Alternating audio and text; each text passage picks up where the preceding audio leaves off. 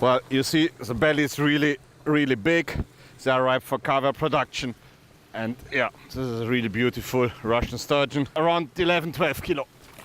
They're not that easy to handle, not anymore. Switzerland may not be the first place that comes to mind when you think of caviar production. But in these waters, in the heart of the Bernese Alps, swim 800,000 sturgeon that produce Swiss-made black eggs. The label Oona was founded in 2005 after the construction of the Lötschberg tunnel, which created an influx of fresh, warm water that became accessible. Chief planner of the tunnel, his wife was Russian and he wanted always to be a fish farmer. So yeah, Russian fish farmer, caviar, that sounds like a good idea.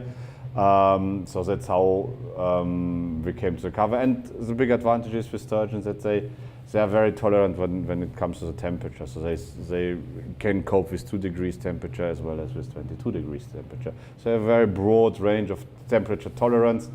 So that's why sturgeon is a good fish to raise in these water conditions. The clients are mostly restaurants, high-end retailers and caterers, as well as a few individuals. But this brand comes at a cost.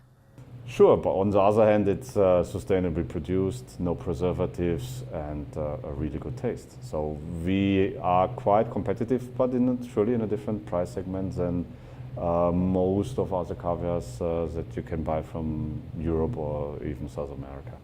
So it's not only because it's Swiss, it's also because it's good? Sure. I mean, we have as well deliberately chosen a different approach to produce our caviar. We are one of the few producers who really can produce the whole year round. This means that we don't need to use any preservatives for the caviar, so because we can always supply our demand. With our special approach with the two water supplies, we have a competitive advantage compared to our competitors when it comes to the taste of the caviar.